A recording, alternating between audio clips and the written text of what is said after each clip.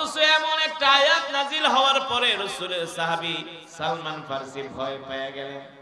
এই সালমান ফারসি যার বয়স হয়েছিল 250 বছর, 150 বছর তিনটা ধর্ম পালন করেছেন তিনি, তিনটা ধর্ম 150 বছর, 50 বছর পালন করেছেন খ্রিস্ট ধর্ম, 50 বছর পালন করেছে ইহুদি ধর্ম, 50 বছর তিনি মূর্তি পূজা করেছেন।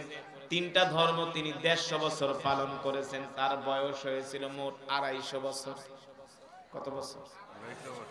250 বছর হয়েছিল তার মোট বয়স। তিনটা ধর্ম পালন কইরা কোন ধর্মের মধ্যেই মজা পায় না। এই সালমান ফারসির বাড়ি মক্কায়ও না, মদিনায়ও না, তার বাড়ি হলো পারস্যে। কোথায়? তিনি ছিলেন পারস্যের অধিবাসী, মক্কার কোনো মানুষ না, মদিনারও কোনো মানুষ না, তার বাড়ি হলো রোম, পারস্যে। সালমান ফারসির বাবা ছিলেন অনেক বড় একজন ব্যবসায়ী, বিজনেসম্যান। একদিন সালমান ফারসির বাবা বলে, বাবারে যাও তুমি আমার ব্যবসাটা দেখে আসো। এই কথা বলার পরে সালমান ফারসি ঘর থেকে বের হলেন বাবার ব্যবসা দেখার জন্য। রাস্তা দিয়ে হেঁটে হেঁটে যাচ্ছেন, দেখেন একটা গির্জার মধ্যে কিছু খ্রিস্টানরা বৈশা বৈশা ইনজিল শরীফের তেলাওয়াত করতেছে। সালমান ফারসি ওই গির্জার মধ্যে ঢুকলেন, ঢুইকা খ্রিস্টানদের ইনজিল শরীফের তেলাওয়াত শুনলেন, যাকে বলা হয় বাইবেল। যাকে বলা হয় বাইবেল, ইনজিল শরীফের তেলাওয়াত শুনলেন। তিনি দেখলেন ইনজিলের তেলাওয়াত ভালোই লাগে, কিন্তু যিনি পাদ্রী, খ্রিস্টানদের যিনি পাদ্রী, খ্রিস্টানদের যিনি ধর্মগুরু, তার কাছে মানুষ আইসা আইসা হাদিয়া দিয়া যায়। হাদিয়া, হাদিয়া বোঝেন তো? বলে, ও পাদ্রী তোমার কাছে হাদিয়া গুলো দিলাম, তুমি মানুষদের মাঝে দান করবা, তুমি নিজেও খাবা। সালমান ফারসি বলেন, পাদ্রীর কাছে মানুষগুলো হাদিয়া দিয়া যায়, ওই হাদিয়া গুলো পাদ্রী মাটির মধ্যে গর্ত করে মাটির কলসের মধ্যে ঢুকায় রাখে, নিজে খায়, মানুষদেরকে খাওয়ায় না। আমার সন্দেহ লাগলো এই ধর্ম যদি সত্য ধর্ম হয়ে থাকে, এই ধর্মের আলেম এমন মানুষের সাথে ধোঁকাবাজি করতে পারে না। ঠিক কিনা বলে? কোন একটা আলেমের দোষ পাইলে আপনারা পুরা এলাকা সয়লাভ হয়ে যায়। ঠিক কিনা বলে? কালো কাপড়ে যতই দাগ লাগুক দেখা যায়। আমার গায়ে সাদা পাঞ্জাবি আছে, একটু জোর লাগলে 10 হাত দূর থেকে দেখা যাবে। ঠিক কিনা বলেন? কিন্তু আপনাদের গায়ে যদি কালিও মাখেন দেখা যাবে।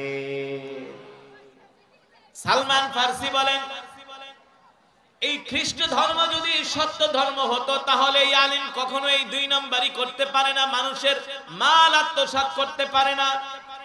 সালমান ফারসি ওই পাদ্রীকে বলেন, পাদ্রী মানুষ আপনার কাছে হাদিয়া দিয়া যায় মানুষদেরকে দেওয়ার জন্য, আর আপনি নিজে আত্মসাৎ করেন, মানুষদেরকে দেন না।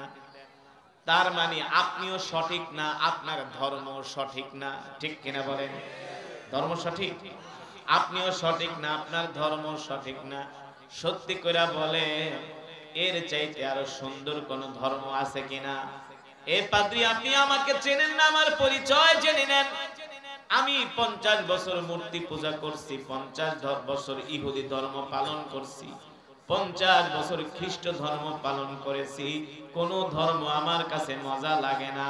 আপনি সত্যি করে বলেন এর চাইতে আরো সুন্দর কোন ধর্ম আছে কিনা? এবার পাদ্রী এদিক সেদিক তাকায় দেখে কোনো মানুষ নাই। সালমান ফারসির হাত ধরে বলে, সালমান এই দুনিয়ার জমিনে একটা মাত্র শান্তির ধর্ম আছে, তার নাম হলো ইসলাম। আরো জোরে বলেন সুবহানাল্লাহ। ইন্নাদ দীনা ইনদাল্লাহিল ইসলাম। আল্লাহু আকবার। ইন্নাদ দীনা ইনদাল্লাহিল ইসলাম। আল্লাহ তাআলার কাছে মনোনীত ধর্ম হলো ইসলাম। আল-ইয়াওমা আকমালতু লাকুম দীনাকুম ওয়া আতমামতু আলাইকুম নি'মাতি ওয়া রাদিতু লাকুমুল ইসলাম দীনা। একমাত্র কমপ্লিট জীবন ব্যবস্থার নাম হলো ইসলাম। ঠিক কিনা বলে? ঠিক কিনা বলে? ইসলাম ছাড়া পৃথিবীতে অন্য কোন ধর্মের মধ্যে শান্তি না আছে? কেউ বলতে পারবে না আমরা কোন মুসলমান দেশ অন্য দেশে আক্রমণ করছি, অন্য কোন ধর্মাবলম্বীর গায়ে হাত দিয়েছি। ঠিক কিনা বলেন? পারবে? পারবে না। আপনাদের এই নবাবগঞ্জে বান্দুরাতে অনেক খ্রিস্টান পরিবার আছে, আছে না? তারা কোনোদিন বলতে পারবে না তাদের বাড়িতে মুসলমান একটা ঢিল ছুঁড়েছে, ঠিক কিনা বলে? কোন হিন্দু বলতে পারবে না কোন মুসলমান কোন হিন্দুর গায়ে হাত দিছে। কিন্তু ভারতে মুসলমানদেরকে গরু জবাই করতে দেয় না, গরু কোরবানি করতে দেয় না। আজকে আমেরিকা ইসরায়েল মিলে ফিলিস্তিনকে নরকে পরিণত করেছে, ফিলিস্তিনকে ধ্বংস করেছে। তার পরিণামে আজকে আল্লাহ ক্যালিফোর্নিয়াতে এমন আগুন জ্বালায় দিছে, 70,000 দমকল বাহিনী মোতায়েন করেও তারা আগুন নিভাইতে পারতেছে না। গতকালকে দেখলাম দমকল বাহিনী আগুন নিভাইতেছে, আর একটা চিল পাখি আইসা ওই আগুনের একটা গাছের ডালায় আগুন ধরেছে, সেই ডালাটা সে নিয়ে দৌড় মেরে আরেক জায়গায় ফেলে দিচ্ছে। ওরা দমকল বাহিনী আগুন নিভায়, আর আল্লাহর সৃষ্টি আল্লাহ তাআলা পাখি দিয়ে আরো আগুন জ্বালায় দেয়। আল্লাহ আছে কি আছে না? জোরে বলেন আছে কি আছে না? এখন আমেরিকার খ্রিস্টানরা আলেমদেরকে ডেকে তাড়াতাড়ি আজান দাও, আমাদেরকে বাঁচাও। আজকে এই হামলা যদি, আজকে যেভাবে আমেরিকা জ্বলতেছে, কোন একটা দেশ যদি আমেরিকায় এমন একটা ছোট আক্রমণ করত, পরের দিনই তারা পারমাণবিক বোমা মাইরা দিত। এখন বোমা মার কারে, কোন দেশে বোমা মারবি মার, মুসলমানের উপর অত্যাচার করো, মুসলমানের উপর জুলুম করো। তোমরা ইরাক ধ্বংস করেছো, সিরিয়া ধ্বংস করেছো, লিবিয়া ধ্বংস করেছো, আফগান ধ্বংস করেছো। পরিণামে আল্লাহ তোমাদের ছেড়ে দেয়, তোমাদের সবচেয়ে দামি এলাকা আল্লাহ জ্বালায় দিতেছে। ক্ষমতা কার? জোরে বলে, ক্ষমতা আল্লাহ তাআলা। ইন্না দীনা ইনদাল্লাহিল ইসলাম, যে আল্লাহ তাআলার কাছে মনোনীত ধর্ম হলো ইসলাম। শান্তির ধর্ম, মানবতার ধর্ম, মুক্তির ধর্ম, সুবহানাল্লাহ বলে। সেই ধর্মের অনুসারী আমরা মুসলমান। খুশি নাকি বেজা? এই যে সালমান ফার্সি, তার বয়স 250 বছর, সে তো 3টা ধর্ম পালন করছে 150 বছর, কিন্তু মজা পায় না। কি পায় না? পাদ্রীকে ডাক দিলেন, পাদ্রী সত্যি করে বলো, এর চাইতে আরো সুন্দর ধর্ম আছে কিনা? পাদ্রী বলে, সালমান, এর চাইতে একটা সুন্দর ধর্ম আছে, পৃথিবীর সবচেয়ে সুন্দর ধর্ম, যার নাম হলো ইসলাম। তবে তুমি যদি ইসলাম ধর্ম পাইতে চাও, ওই ইসলাম ধর্মের একজন আখিরি নবী, তার নাম হলো মুহাম্মদ ইবনে আব্দুল্লাহ। যার নাম হলো মুহাম্মদ ইবনে আব্দুল্লাহ। যদি তাকে পেতে চাও সালমান, তুমি রোম পারস্যে পাবা না। তাকে পেতে হলে তোমাকে যেতে হবে খেজুর বৃক্ষের দেশে। কোথায়? তোমাকে যেতে হবে খেজুর বৃক্ষের দেশে, তোমাকে যেতে হবে মরুভূমির দেশে, তোমাকে যেতে হবে পাথরের দেশে। মরুভূমির দেশ, খেজুরের দেশ, পাথরের দেশ কোন দেশ? মক্কাতুল মুকাররমা, ঠিক কিনা বলে? তোমাকে যেতে হবে মক্কায়। ও মুসলমান, দেখেন সালমান ফার্সি এবার ওই পাদ্রীকে বলে, সত্যি করে বল, আমি কিভাবে যাব মক্কায়? বলে, সালমান, আমি তোমাকে যে এই কথা বলতেছি, রোম পারস্যের কোন মানুষের কাছে এই কথা বলবে না, বললে খ্রিস্টানরা আমাকে হত্যা করবে। তবে আমি তোমাকে গোপন কথা বলে দিলাম, যদি পারো তুমি রোম পারস্য থেকে মক্কায় চলে যাও। ওই মক্কায় একজন আখিরি নবীর আবির্ভাব ঘটেছে, যার নাম হলো মুহাম্মদ ইবনে আব্দুল্লাহ। মুসলমান, যদি ওই মুহাম্মদ ইবনে আব্দুল্লাহকে পেয়ে যাও, তিনি হলেন শেষ নবী, আখিরি নবী, তারপরে আর কোন নবীর আগমন ঘটবে না। সালমান, যদি তাকে পেয়ে যাও, তার হাতে হাত রেখে কালেমা পড়ে মুসলমান হয়ে যাবে। তবে শোনো শোনো সালমান, ও সালমান, ওই আখিরি নবীকে চেনার 3টা আলামত আছে। কয়টা আলামত? জোরে বলেন, কয়টা আলামত? 1 নম্বরে আলামত হলো আখিরি নবী, শেষ নবী। তুমি তাকে 3টা বিষয় দিয়া পরীক্ষা করবা। এক নম্বরে তুমি তাকে পাওয়ার পরে কিছু সৎকার মাল দিবা। যদি সৎকার মাল খায় তাহলে বুঝবা সে সত্য নবী না, কারণ পয়গম্বররা কখনো সৎকার মাল খেতে পারে না। দুই নম্বরে তাকে হাদিয়া দিবা।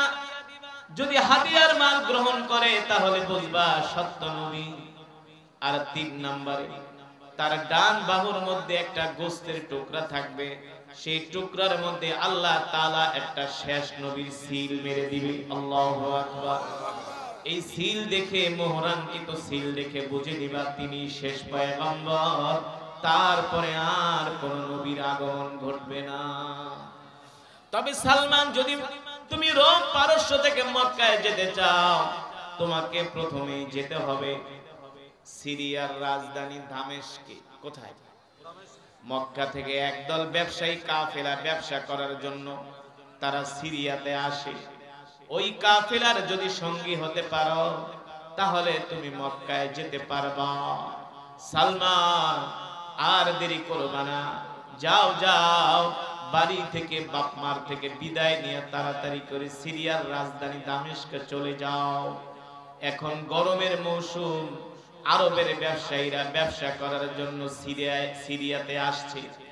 এই কথা শোনার পরে সালমান ফার্সি দৌড়ায়া চলে গেলেন বাড়িতে। যায় তার মাকে ডাকলেন, বাবাকে ডাকলেন। মা বাবাকে ডেকে বলে, মা, আমাকে বিদায় দিয়া দাও, আমি আর রোম পারস্যে থাকবো না। সালমান ফার্সির মা বলে, বাবা রে, কেন রোম পারস্যে থাকবা না? বলে, মা, শেষ জামানায় একজন নবীর আবির্ভাব ঘটেছে, যার নাম হলো মুহাম্মদ ইবনে আব্দুল্লাহ। আমি সেই নবীর কাছে যাব, সেই নবীর হাতে হাত রেখে কালেমা পড়ে আমি মুসলমান হয়ে যাব। আমরা 3 দিনের জন্য তাবলীগ জামাতে যেতে চাই না, 40 দিনের জন্য তাবলীগ জামাতে যেতে চাই না, দ্বীনের কোনো কাজ করতে চাই না। আর সালমান ফার্সি এবার মা বাবা পরিবার পরিজন ছাড়তেছেন একমাত্র দ্বীনের জন্য। কিসের জন্য? দ্বীনের জন্য। আমরা তো গরু খাওয়া মুসলমান, আমরা ইসলামের কাজ করতে চাই না, দ্বীনের কাজ আমরা করতে চাই না, আল্লাহ ওয়ালার মজমায় যেতে চাই না, ওলামায়ে কেরামের কাছে যেতে চাই না। নিজেকে আমরা অনেক বড় পণ্ডিত মনে করি, ঠিক কিনা বলেন? দেখেন সালমান ফার্সি রাদিয়াল্লাহু তাআলা আনহু মা থেকে বাবার থেকে বিদায় নিয়ে এবার মক্কার। সালমান ফার্সির মা বাবা ডেকে বলে, বাবা রে, তোকে আমরা এত আদর করে বড় করছি, মানুষ করছি, মা বাবাকে ছাইরা মক্কায় চলে যাবি, মায়ের জন্য কি মায়া লাগে না? বাবার জন্য কি মায়া লাগে না? সালমান ফার্সি বলে, মা, যে নবীর কথা আমি শুনেছি সেই নবী হলো শেষ নবী, আখেরি পয়গম্বর, রাহমাতুল লিল আলামিন। আল্লাহু আকবার। জোরে বলেন আল্লাহু আকবার। একজন মাই জানে একটা সন্তানকে গর্ভে ধারণ করা কত কষ্ট, ঠিক না? ওই মার থেকে যখন সালমান ফার্সি বিদায় নেয়, মা কান্না করে দিয়া বলে, বাবারে, আমাদেরকে ছেড়ে তুই মক্কায় যাইস না, তোকে ছাড়া আমরা থাকতে পারবো না, বাঁচতে পারবো না। সালমান ফার্সি বলে, মা, তোমরা আমাকে ছাড়া যেমন বাঁচতে পারবা না, আমি আল্লাহর পয়গম্বর আখেরি নবীকে ছাড়াও বাঁচতে পারবো না। জোরে বলুন আল্লাহু আকবার।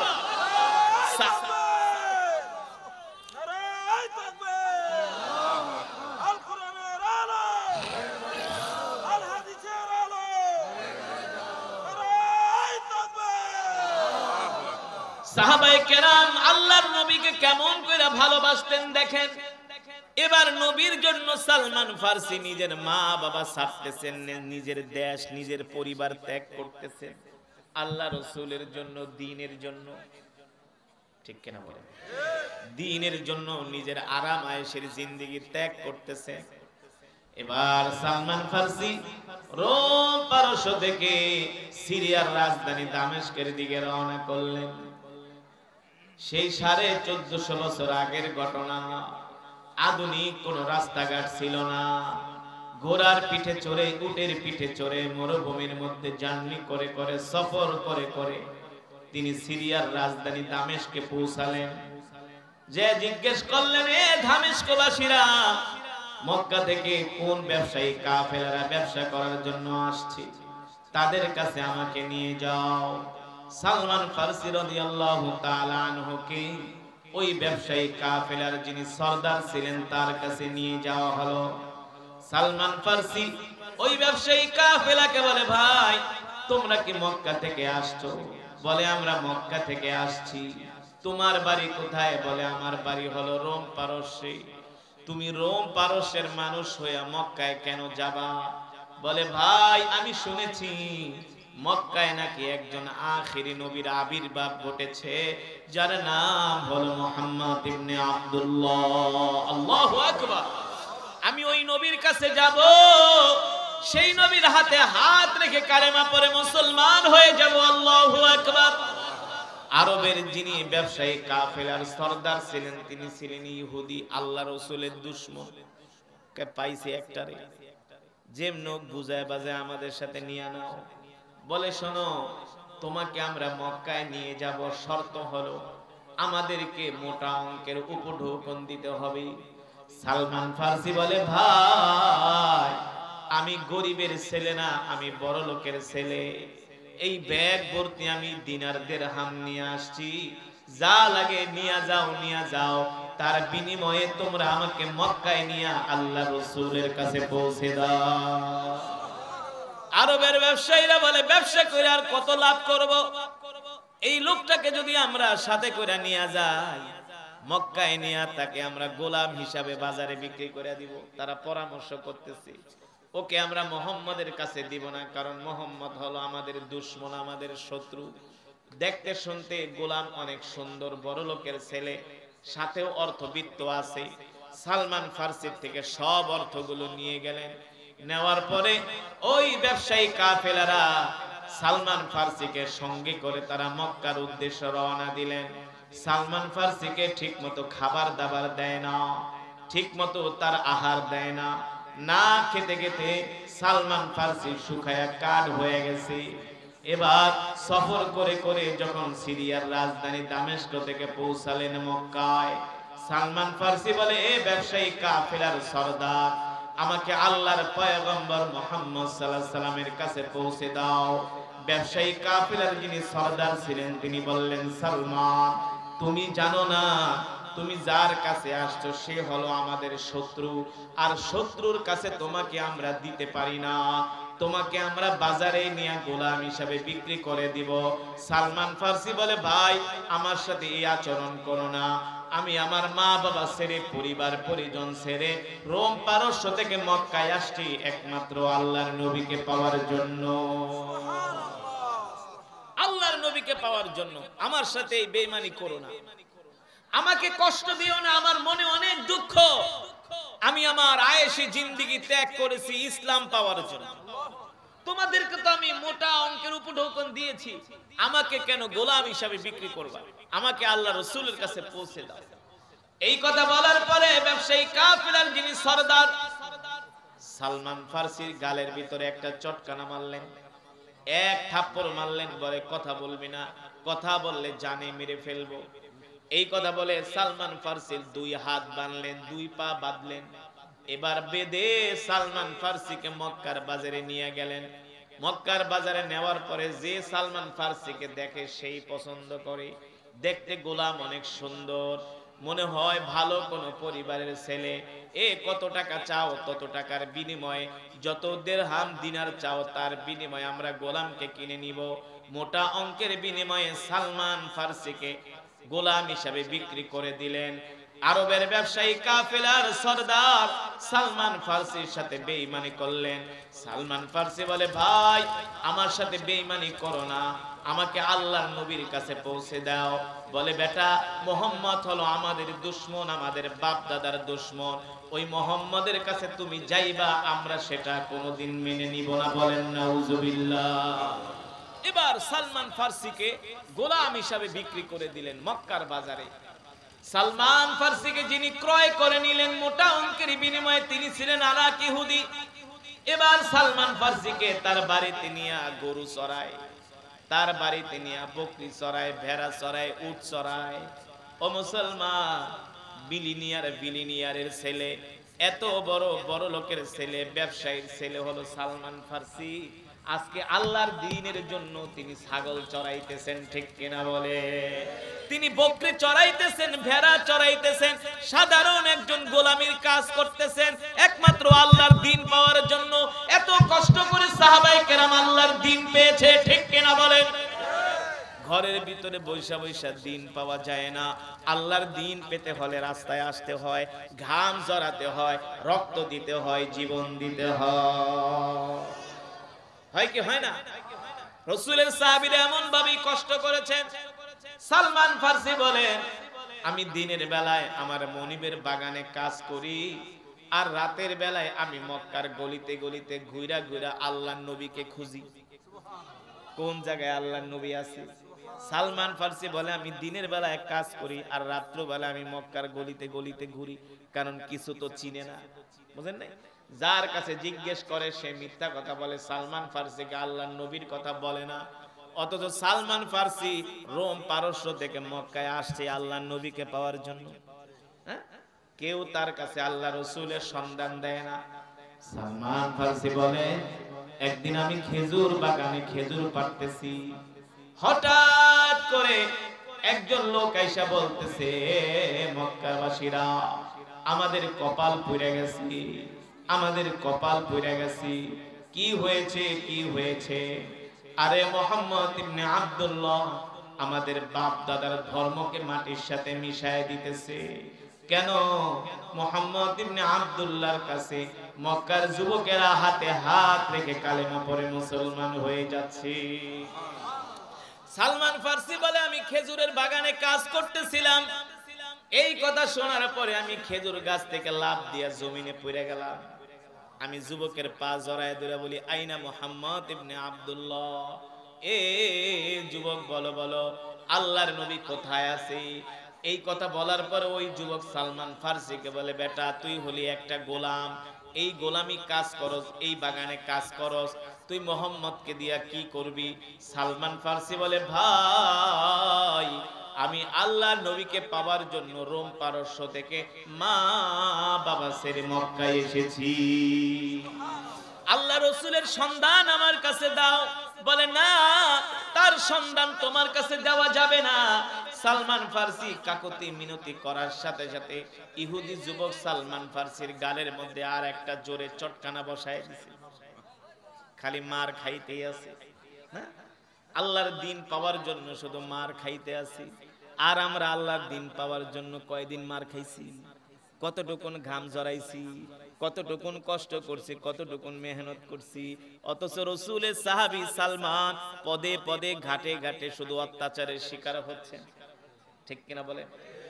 সালমান ফার্সিকে যখন গালের ভিতরে চর বসায় দিছে, সালমান ফার্সি বলে, ভাই একটা চটকানা না, দুইটা না, আরো দাও, আমি কষ্ট পাবো না, রাগ করব না, তার বিনিময়ে বলে দাও আল্লাহর নবী কোথায় আছে, আল্লাহর নবী কোথায় আছে বলে দাও। এবার ওই বাগানের যিনি মালিক ছিলেন তার মনিব, সালমান ফার্সির মনিব বলে, আমার গোলামটা ভালো মানুষ, থাক, যুবককে বলে দাও কোথায় আছে।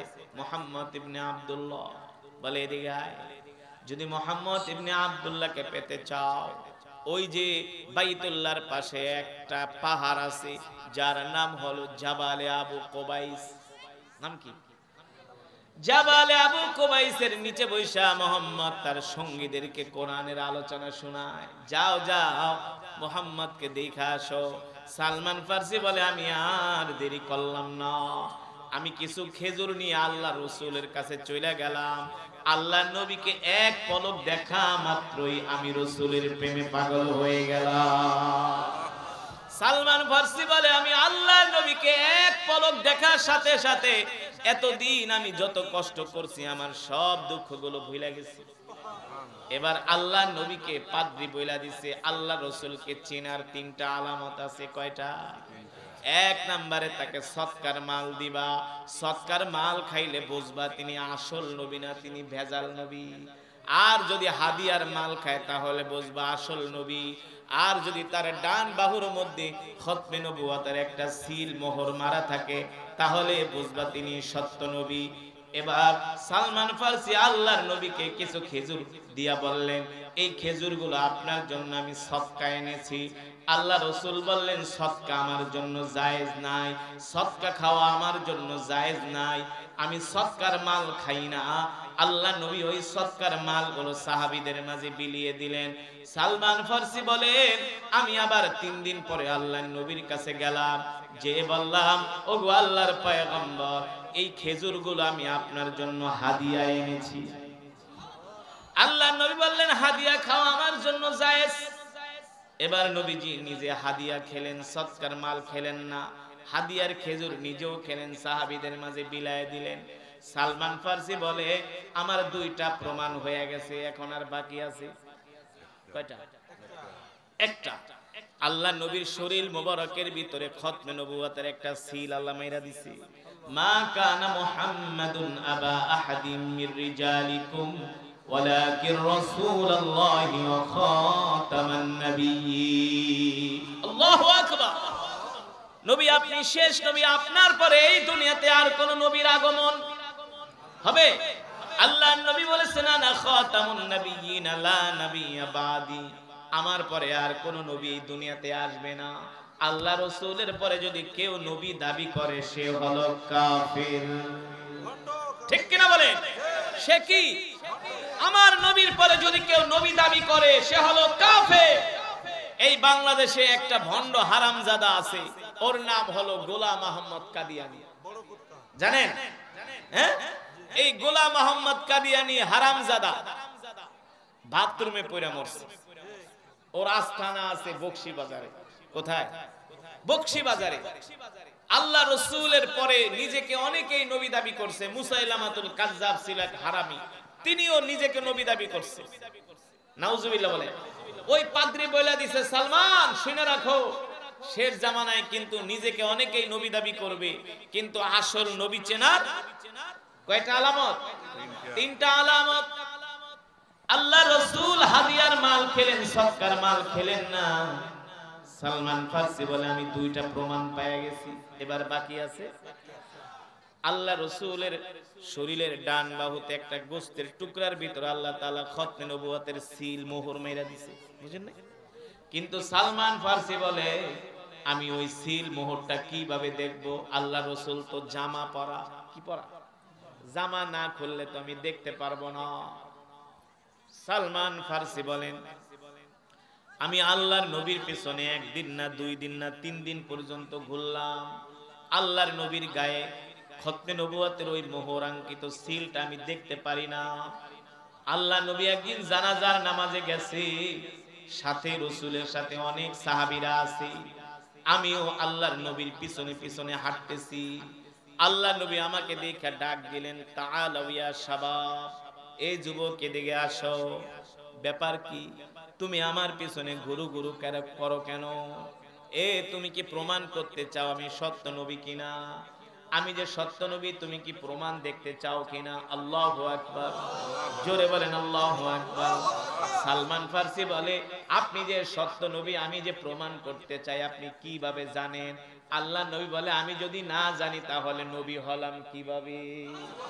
ওমা ইয়ানতিকু আনিল হাওয়া ইন হুয়া ইল্লা ওয়াহয়ু ইউহা। আল্লাহু আকবার। আল্লাহ তাআলা জিবরাইলের মাধ্যমে, ওহীর মাধ্যমে আল্লাহ তাআলা তার হাবিবকে জানায় দিয়েছে। আল্লাহু আকবার। জিবরাইল এসে বলে, নবীজি, ওই যে আপনার পিছনে যে যুবকটা ঘুরতেছে ওনাকে ডাক দিয়ে আপনি আপনার খতমে নবুয়তের সিলটা দেখায় দেন। এবার আল্লাহ নবী ডাক দেয়া বলে, এদিকে আসো, দেখো আমি সত্য নবী। এই যে সত্য নবীর প্রমাণ আমার শরীরের মধ্যে। এই সিল দেখার পরে সালমান ফারসি বলে, আমি আর দেরি করলাম না, আল্লাহ রাসূলের হাতে হাত দিলাম, আল্লাহ নবীর হাতে চুমা দিয়া বললাম, ওগো নবীজি, আপনি আমাকে চিনেন না, আমার পরিচয়ও জানেন না। আপনি আমাকে চিনেন না, আমার পরিচয়ও জানেন না। আমি কিন্তু মক্কার কোনো মানুষ না। আল্লাহ নবী জিজ্ঞেস করলেন, তুমি কোত্থেকে আসছো? বলে, আমি আসছি রোম পারস্য থেকে। কেন আসছো? বলে আমার বাড়ি হলো রোম পারস্যে, আমার বয়স হলো 250 বছর। ওগো নবীজি, আমি 3টা ধর্ম পালন করছি। 50 বছর ইহুদি ধর্ম, 50 বছর খ্রিস্ট ধর্ম, 50 বছর আমি মূর্তি পূজা করছি। কোন ধর্মের মধ্যে মজা পাই নাই। আমি খ্রিস্টান পাদ্রীদের কাছে শুনেছি শেষ জামানায় একজন নবীর আবির্ভাব হবে, যার নাম হবে মুহাম্মদ ইবনে আব্দুল্লাহ। ওগো নবী, ওই খ্রিস্টান পাদ্রীর কাছে আপনার নাম শোনার পরে আমি আমার পরিবার পরিজন ছেড়ে মক্কায় এসেছি আপনাকে পাওয়ার জন্য। জেনে বলেন আল্লাহু আকবার। এবার তার জন্য মায়া লাগে কি লাগে না? আল্লাহ নবী সালমান ফারসিকে আদর করতেছেন। এবার পাশে সাহাবীরা বসে আছেন, ওমরের মতো সাহাবী, আবু বকরের মতো সাহাবী। এবার হযরত সালমান ফারসি তার জীবনী বলতেছেন, নবীজি, আল্লাহ রাসূল জিজ্ঞেস করে তুমি রোম পারস্য থেকে মক্কায় কিভাবে আসলা? বলে আমি রোম পারস্য থেকে সিরিয়ার রাজধানী দামেস্কে আসছি। ওখান থেকে একটা ব্যবসায়ী কাফেলার সাথে আমি মক্কায় আসছি। আমার কাছে যত অর্থবিত্ত ছিল সব আমি তাদেরকে দিয়া দিছি। আমার থেকে অর্থ নেওয়ার পরে তারা আমার সাথে বেঈমানি কইরা মক্কার বাজারে নিয়ে আমাকে গোলাম হিসাবে বিক্রি করে দিছি। নবীজি দেখেন তারা আমার উপর কেমন অত্যাচার করেছে, আমার শরীরে তারা আঘাত করেছে, সেই আঘাতের চিহ্নগুলো আল্লাহর নবীকে দেখাইতেছে। আল্লাহর নবী বলে, সাহাবী সালমা, তুমি দ্বীন পাওয়ার জন্য এত কষ্ট করছো, ইসলাম পাওয়ার জন্য এত কষ্ট করছো। আল্লাহ রাসূলের চোখ দিয়ে ঝরঝর করে পানি পড়তেছে, সাহাবায়ে কেরাম কান্না করতেছে। হযরত ওমরের মতো সাহাবী সালমান ফারসি এই ঘটনা শুনে কান্না করতেছে। আল্লাহু আকবার। তিরমিজির বর্ণনায় আসছে, মাঝে মাঝে হযরত ওমর সালমান ফারসিকে ডাক দিয়া বলতো, সালমান, তুমি তোমার ইসলাম ধর্ম গ্রহণের ঘটনাটা আমাদেরকে শোনাও, কারণ এই ঘটনাটা এত লোমহর্ষক ছিল, এত কষ্ট ছিল, এত অবর্ণনীয় ঘটনা ছিল যে সালমান তার মা বাবা ছেড়ে, পরিবার পরিজন ছেড়ে, আত্মীয় স্বজন ছেড়ে, নিজের আয়েশি জিন্দেগি, আরামের জিন্দেগি বাদ দিয়া ইসলামের জন্য তিনি ত্যাগ স্বীকার করেছেন। ঠিক কিনা বলে? ঠিক কিনা বলেন? এবার সালমান ফারসি বলে, গো আল্লাহর নবী, আমি তো মক্কায় আসছি আপনাকে পাওয়ার জন্য, যেহেতু আপনাকে পায়া গেছি, এখন আপনাকে ছাড়া তো আমার আর ভালো লাগে না।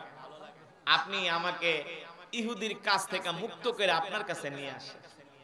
আল্লাহর নবী কয়, ঠিক আছে, যাও, ইহুদিকে যায় বলো কিসের বিনিময়ে তোমাকে আমার কাছে মুক্ত করব, আমি তাই দিয়া তোমাকে আজাদ করে নিয়ে আসবো, মুক্ত করে নিয়ে আসবো। আল্লাহু আকবার।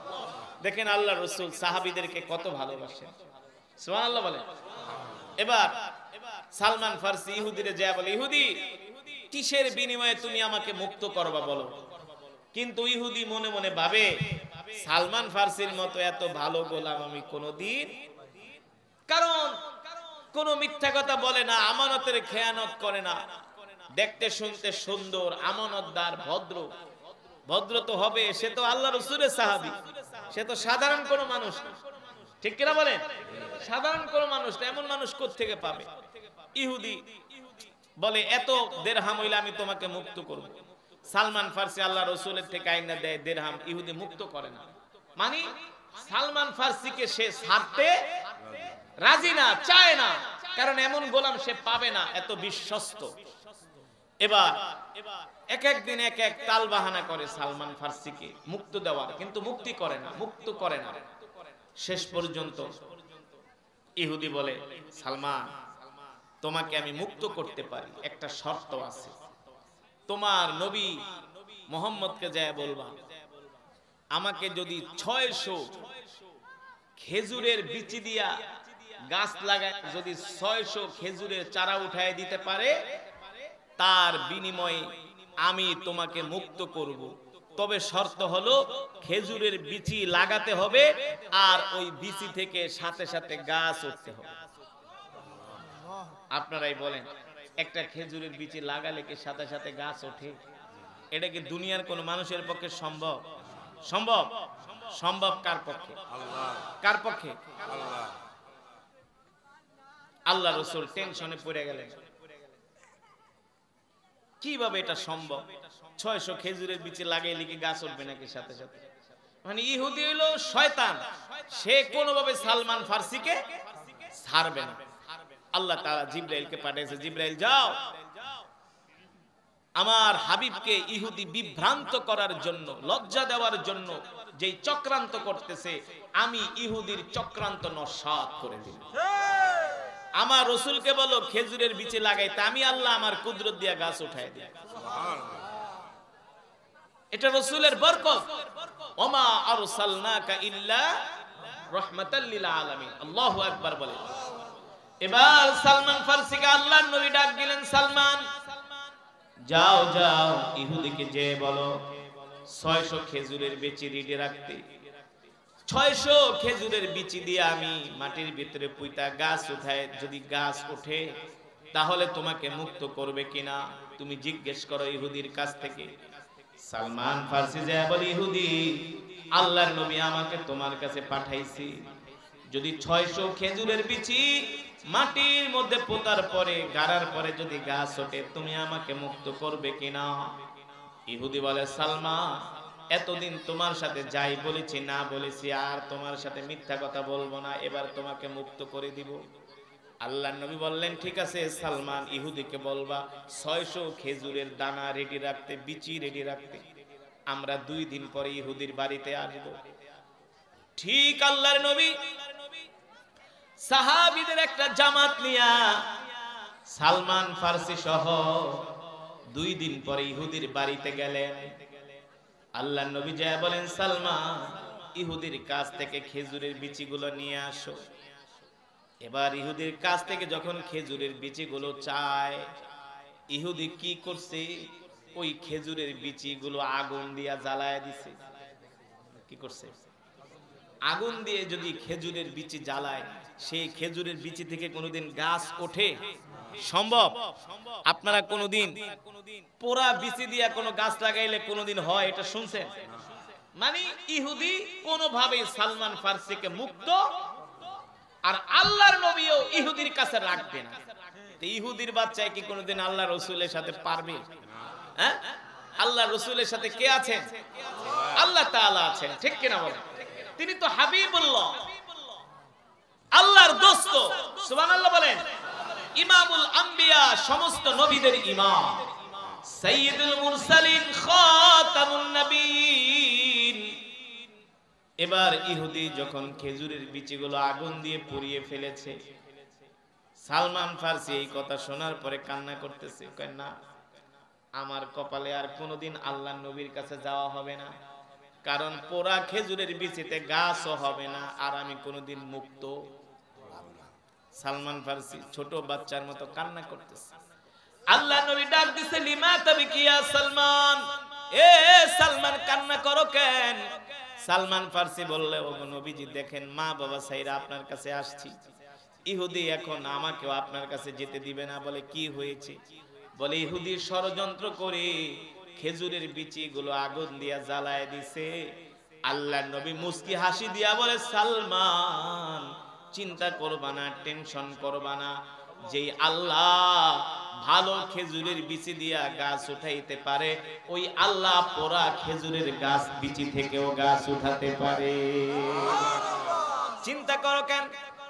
এ সালমান চিন্তা করো কেন? তুমি চিন্তা করো না, ইহুদিকে যা বলো পোড়া খেজুরের বিচিগুলো দিতে। এবার ইহুদি যখন পোড়া খেজুরের বিচিগুলো সালমান ফারসির কাছে দেয়, ইহুদি মনে মনে ভাবে, মুহাম্মদ তুমি তো সত্য নবী, তুমি তো সত্য নবী, তোমার হাতে যদি পোড়া খেজুরের বিচি যায় সেখান থেকেও গাছ উঠবে। ইহুদি বলে, তোমার হাতে যদি পোড়া খেজুরের বিচি যায় সেটা থেকেও গাছ উঠবে, আমি বিশ্বাস করি, কারণ তুমি নবী। তুমি, তোমাকে নবী বলে স্বীকার করি না, কিন্তু তুমি যে আল্লাহর নবী এর মধ্যে কোনো। এবার ইহুদি থরথর করে কাঁপতেছে, সালমান ফারসির কাছে পোড়া খেজুরের বিচিগুলো দিয়ে দিছে। এবার সালমান ফারসি ওই খেজুরের বিচি নিয়ে আল্লাহর নবীর কাছে আসছে। আল্লাহ রাসূল বলে, সাহাবীরা তোমরা গর্ত করতে থাকো। কি করতে থাকো? তোমরা গর্ত করতে থাকো। এবার সাহাবীরা গর্ত করতেছেন, গর্ত করতেছেন। আল্লাহর নবী বলে, সাহাবীরা আমি খেজুরের বিচিগুলো লাগাবো, কিন্তু তোমরা পিছন দিকে তাকাবা না, তাকানো নিষেধ, শুধু সামনের দিকে যাবা। গর্ত করে করে সামনের দিকে আগাবা, পিছনের দিকে কেউ তাকাবা না। আর সালমান, তুমি একটা একটা কইরা খেজুরের বিচি আমার হাতে দিবা। এবার সালমান ফার্সি একটা একটা করে খেজুরের বিচি আল্লাহ রাসূলের হাতে দেয়। আল্লাহর নবী তার থুতু মোবারক দিয়া খেজুরের বিচি পরিষ্কার করে করে গর্তের ভিতরে ঢুকায় দেয়। জোরে বলেন সুবহানাল্লাহ, আল্লাহু আকবার, জোরে বলেন আল্লাহু আকবার। এবার আল্লাহর নবী খেজুরের বিচিগুলো গর্তের মধ্যে ঢুকায় দিতেছে। একদিক দিয়ে খেজুরের বিচি লাগায় লাগায় সামনের দিকে যায়। এক প্রান্ত থেকে অপর প্রান্ত যাওয়ার সাথে সাথে ওই খেজুরের বিচি থেকে গাছ ওঠা শুরু করেছে। জোরে বলেন আল্লাহু আকবার। নারায়ে তাকবীর। ইসলামের শত্রুরা, ইসলামের শত্রুরা, নারায়ে তাকবীর। ওই পোড়া খেজুরের বিচি থেকে এবার গাছ ওঠা শুরু হয়ে গেছে। আল্লাহর নবী বলে, ইহুদি দেখ গাছ উঠছে কিনা। ইহুদি বলে, মুহাম্মদ আমি তো জানি তুমি সত্য নবী, আমি জানি তুমি সত্য নবী। তুমি ভালো খেজুরের বিচি লাগাইলো গাছ উঠতো, আর পোড়া খেজুরের বিচি লাগালেও গাছ উঠবে, এটা আমি ভালো করেই জানি। কারণ তুমি দুনিয়ার কোন সাধারণ মানুষ নও, তুমি হলে আল্লাহর পয়গম্বর। আল্লাহ। সেই খেজুর থেকেই, খেজুরের গাছ থেকেই খেজুর হয়, যেই খেজুরের নাম হলো আজওয়া খেজুর। আজওয়া খেজুর দেখছেন কেমন? পোড়া পোড়া, ছাই ছাই, মাটি মাটি না? কারণ ওই যে খেজুরের বিচি তো পুড়ে ফেলেছে। আল্লাহ তাআলা বলে, হাবিব ইহুদির কাছে আমি আপনাকে লজ্জিত হতে দিব না, কারণ আপনি হলেন রহমাতুল লিল আলামিন, আপনি হলেন আমার নবী, আমার পয়গম্বর। ইহুদি খেজুরের বিচি আগুন দিয়ে পড়ে ফেলেছে, তাতে কি হয়েছে? আমি রব তো আপনার সাথে আছি, আমি আল্লাহ আপনার সাথে আছি। আল্লাহু আকবার। ও মুসলমান, সেই রাসূলের উম্মত আমরা, সেই নবীর উম্মত আমরা। আজকে আমরা সেই নবীর উম্মত হইয়া সেই রাসূলের সুন্নাত আমরা মানি না। রাসূলের সুন্নাত আমাদের ঘরে নাই। মা বোনেরা আপনারা শুনতেছেন যে রাসূলের ঘটনা এতক্ষণ পর্যন্ত বললাম। আল্লাহ রাসূল বলেছেন, মান আহাব্বা সুন্নতি ফাকাদ আহাব্বানি ওয়া মান আহাব্বানি কানা মাই ফিল জান্নাহ। আমার যে উম্মত আমার সুন্নাতগুলো পালন করবে, আমার সুন্নাতগুলো জিন্দা করবে, আমার সুন্নাত অনুযায়ী চলবে, আমি নবী তাকে সাথে করে আল্লাহর জান্নাতে নিয়ে যাব। আল্লাহ রাসূলের সুন্নাতগুলো কি? আফসুস সালাম। আমরা এক মুসলমান আর এক মুসলমানকে সালাম দিব, ঠিক কিনা বলেন? আজকে আমাদের সমাজ থেকে সালামের প্রচলন উঠে গেছে। আমরা এখন আর মুসলমানকে সালাম দেই না, ঠিক কিনা বলেন? সালাম দিলেও আমরা সালামের উত্তর নেই। সালাম দেয় আসসালামু আলাইকুম, কথা নাই, নিচের দিকে তাকায় না। না, রাসূলের সুন্নাহ হলো আপনাকে যখন সালাম দিবে আসসালামু আলাইকুম ওয়া রাহমাতুল্লাহ, আপনি একটা মুস্কি হাসি দিয়ে বলবেন ওয়া আলাইকুম আসসালাম ওয়া রাহমাতুল্লাহি ওয়া বারাকাতুহু, ঠিক কিনা বলেন? আল্লাহর রাসূল বলছেন, উম্মত তোমরা বেশি বেশি করে সালাম দাও। যখন আমরা ঘরে ঢুকবো, ঘরে ঢোকার সাথে দরজায় যায় আগে মাকে সালাম দিব না? মাকে সালাম দিব আসসালামু আলাইকুম, বাবাকে আগে সালাম দিব আসসালামু আলাইকুম, চাচাকে আগে সালাম দিব আসসালামু আলাইকুম। বর্তমানে বাংলাদেশের মুসলমানরা এক মুসলমান আরেক মুসলমানকে সালাম দিতে চায় না। তবে বাংলাদেশে একটা সালামের মৌসুম আছে, সিজন আছে। কি আছে? সিজন। ওই মৌসুম, ওই সিজন আইলে ঠিকই সালাম দেয়। ওই সময়ের কাটা আর আকাটা বোঝে না, ঠিক কিনা বলেন? ওই মৌসুম কবে? নির্বাচন। নির্বাচন কোন সময়? আমি সিলেটে এক মাহফিলে যাচ্ছি, হবিগঞ্জে একটা হোটেলে ভাত খেতে ঢুকবো, দেখি কিছু যুবক খাবার খাচ্ছি, খাওয়ার ভিতরে আয়েশা সালামু আলাইকুম, সালাম আলাইকুম। সালামের কত স্টাইল, কেউ কে আসসালামু আলাইকুম, কেউ আসসালামু আলাইকুম। সালামটাও ভালো করে দিতে জানে, বুঝেন নাই? সালামটাও পারে না সহি করে দিতে। এমন গরু খাওয়া মুসলমান। তা আমি খাওয়া দাওয়া শেষ কইরা জিজ্ঞেস করলাম, ব্যাপার কি এত জোরে জোরে সালাম দাও? সালাম তো ভালোই শিখছো। কয় হুজুর দোয়া করেন, আমগো এলাকায় কয়দিন পরে চেয়ারম্যানই নির্বাচন, আমরা এই চেয়ারম্যানের পক্ষ থেকে আসছি প্রচারণা করতে। তো চেয়ারম্যান সাহেব আমাকে শিখাই দিছে, যারে পাবি তারই সালাম দিবি, কাডার আকাডা নাই, বুঝেন নাই? কাডার আকাডা নাই, যারে পাবি পাইকারি দরে সালাম দিবি। তাই সালাম দেওয়ার একটা মৌসুম আছে, নির্বাচন না। নির্বাচনের সময় শুধু সালাম না, মুসলমান প্রত্যেকটা সময় এক মুসলমান আর এক মুসলমানকে পাইলেই সালাম দিবে, ঠিক কিনা বলেন? সন্তান বাবাকে সালাম দিবে, সন্তান মাকে সালাম দিবে। মা বোনেরা শুনতেছেন, ঘরের বউ শাশুড়িকে সালাম দিবে, ঘরের বউ শ্বশুরকে সালাম দিবে, ঠিক কিনা বলেন? স্ত্রী স্বামীকে সালাম দিবে, স্বামী স্ত্রীকে সালাম দিবে। আর এখন সালাম তো দূরের কথা, ফোন দিয়া খালি ধমকায়। ঘরের দরজা যায়, আল্লাহ রাসূলের সুন্নাত হলো ঘরের দরজা যে আগে সালাম দাও, আসসালামু আলাইকুম, সালাম দাও। কি এর সালাম? ঘরের দরজা যে খোলস না, খোলস না, কি করো? এটা আল্লাহ রাসূলের সুন্নাত নয়, ঠিক কিনা বলেন? মৃদু ভাষায় সালাম দিতে হবে, আসসালামু আলাইকুম, একটু দরজাটা খোলো, একটু দরজাটা খোলেন, ঠিক কিনা বলেন? এটা হলো রাসূলের সুন্নাহ। আমরা আজ থেকে রাসূলের এই সুন্নাতগুলো মানব তো ইনশাআল্লাহ, মানব তো ইনশাআল্লাহ। দ্বিতীয় নম্বরে আতুইমুত তুআম, আল্লাহ নবী বলছেন তোমরা ক্ষুধার্তদেরকে খাবার দাও, গরিব মানুষদেরকে খাওয়াও, এতিমদেরকে খাওয়াও। লিনুল কালাম, এক মুসলমান আর এক মুসলমানের সাথে নরম ভাষায় কথা বলো। কি ভাষায়? নরম ভাষায় কথা বলো, কোমল ভাষায় কথা বলো। এই কারণে আজ থেকে আমরা আল্লাহ রাসূলের এই সুন্নাতগুলো জিন্দা করব। এক নম্বরে আমরা এক মুসলমান আর এক মুসলমানকে সালাম দিব, এতিমদেরকে খাওয়াবো, গরিবদেরকে খাওয়াবো, দরিদ্রদেরকে খাওয়াবো। লিনুল কালাম, আমরা এক মুসলমান আর এক মুসলমানের সাথে নরম ভাষায় কথা বলবো। আমরা ঝগড়া করব না, আমরা মারামারি করব না, কাটাকাটি করব না, হানাহানি করব না। আল্লাহ নবী বললেন, সিবাবুল মুসলিমি ফুসুকুন ওয়া কিতালুহু কুফরুন, কোন মুসলমান কোন মুসলমানকে গালি দেওয়া ফাসিকি, ঠিক কিনা বলেন?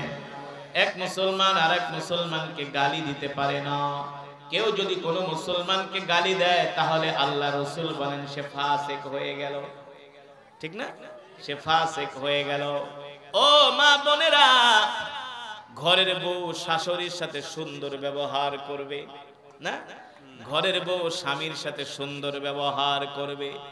ঘরের বউ স্বামীদেরকে নামাজ পড়ানোর জন্য মসজিদে পাঠাবে, ঠিক কিনা বলেন? আল্লাহ রাসূলের সুন্নাতগুলো মানার জন্য উদ্বুদ্ধ করবে। কিন্তু দুঃখের বিষয় হলো এই সমাজের ভিতরে এমন কিছু বোন আছে, এমন কিছু মা বোনেরা আছে যারা স্বামীদেরকে নামাজ পড়তে বলে না, নিজেও নামাজ পড়ে না, ঠিক কিনা বলেন? নামাজ যদি না পড়েন, আল্লাহ রাসূলের সুন্নাত যদি না মানেন, এই ওয়াজ মাহফিল 100 বছর শুনলেও কোনো লাভ হবে না, কোনো লাভ নাই, কোনো ফায়দা নাই। ওয়াজ শোনার পরে সেই বয়ান আমল করতে হবে, ঠিক কিনা বলেন? রাজি আছেন? আজকের মাহফিলের পরে আমরা আল্লাহ রাসূলের সুন্নাতগুলো জিন্দা করব। 5 ওয়াক্ত নামাজ আমরা জামাতের সাথে আদায় করব ইনশাআল্লাহ। কে কে রাজি আছেন? হাত উঠে আল্লাহকে দেখান, লিল্লাহি তাকবীর, লিল্লাহি তাকবীর। হাত সোজা করেন, সোজা করেন, সোজা করেন, আরো সোজা করেন, বলেন আল্লাহ, আরো জোরে বলেন আল্লাহ। ওয়াদা করলাম আর কোনদিন নামাজ ছেড়ে দিব না, নামাজ ছেড়ে দিব না, রাসূলের সুন্নাতগুলো ছেড়ে দিব না। আল্লাহ আমাদের কবুল করে নেন, আল্লাহ আমাদের কবুল করে নেন। হাত নামা। দেখেন রাসূলের সাহাবী সালমান ফারসি দিন পাওয়ার জন্য কত কষ্ট করছে, ইসলাম পাওয়ার জন্য কত কষ্ট করছে। আমরা সেই রাসূলের উম্মত, আমাদের ইসলাম পাইতে কোনো কষ্ট করতে হয় নাই, আমাদের রক্ত দিতে হয় নাই, ঘাম জড়াইতে হয় নাই। তো আমরা সেই নবীর উম্মত, আজকের পর থেকে আমরা 5 ওয়াক্ত নামাজ জামাতের সাথে আদায় করব, আল্লাহ রাসূলের সুন্নাত গুলো আমরা খুঁজে খুঁজে পালন করব। আলহামদুলিল্লাহ, আজকের মাহফিলে অনেক মা বোনেরা আসছে। মা বোনরা, আপনারা পর্দা করবেন, পর্দা করে ঘর থেকে বের হবেন। কোনো বেগানা পুরুষের সাথে মোবাইলে কথা বলা যাবে না। আর যদি কোনো বেগানা পুরুষের সাথে মোবাইলে কথা বলতেই হয়, তাহলে আল্লাহ রাসূল বলছেন তোমরা উঁচু স্বরে কথা বলো, কর্কশ ভাষায় কথা বলো, কথার ভিতরে যাতে মিষ্টি না থাকে, কোমলতা না থাকে। ঠিক কিনা বলেন? কোমলতা যদি না থাকে, বলতেছি কথার ভিতরে যাতে কোনো মিষ্টি ভাব না থাকে, কোমলতা না থাকে। সুতরাং জোরে জোরে কথা বলতে হবে, যাতে আপনার কথা শুনে কোনো পুরুষ আকৃষ্ট না হয়। আর চট্টগ্রামের দিকে ওয়াজ মাহফিলে গেলে, সিলেটের দিকে ওয়াজ মাহফিলে গেলে মহিলাদেরকে দেখা যায় তারা পর্দা করে ঘর থেকে বের হয়। একটা ঘর থেকে একটা ছাতা নিয়ে বের হয়, ছাতা নিয়ে। কোন মেয়ের চেহারা আপনি সিলেট চিটাগাঙে আপনি ভুলেও দেখবেন, তারা এতটা পর্দা করে। কিন্তু কষ্ট লাগে, ঢাকার আশেপাশের জেলার মা বোনেরা সহজে পর্দা করতে চায় না। ঠিক কিনা বলেন? অথচ পর্দা আপনাকে করতেই হবে, পর্দা আপনাকে করতেই হবে। পর্দা ছাড়া ঘর থেকে বের হওয়া যাবে না। বেগানা পুরুষের সাথে কোনো কথা বলা যাবে না। আর মা বোনেরা, অনেক মা বোনেরা আছেন, সবাই না, কিছু মা বোনরা আছেন ইবাদত করতে অনেক অলসতা করে। ঠিক কিনা বলেন? ইবাদত করতে চায় না, সারা দিন শুধু বাংলা সিনেমার, হিন্দি সিনেমার স্টার জলসা, জি বাংলা নিয়ে পড়ে থাকে। কিন্তু না, নবাবগঞ্জের মা বোনেরা অনেক ভালো, তারা অনেক ধার্মিক পদ্মানশীল মা বোনরা। আপনাদের উদ্দেশ্যে বলছি, আপনারা 5 ওয়াক্ত নামাজ আজানের সাথে সাথে আদায় করে নেবেন। ঘরওয়ালাদেরকে নামাজের জন্য মসজিদে পাঠিয়ে দিবেন, সন্তানদেরকে নামাজের জন্য মসজিদে পাঠিয়ে দিবেন। আপনার কারণে যদি আপনার স্বামী নামাজি হয়, আপনার সন্তান নামাজি হয়, তাহলে আল্লাহ আপনার জন্য জান্নাতের পথকে সহজ করে দিবেন। ঠিক কিনা বলেন? আল্লাহ তাআলা আমাদের সকলকে আল্লাহর দ্বীন মানার তৌফিক দান করুন।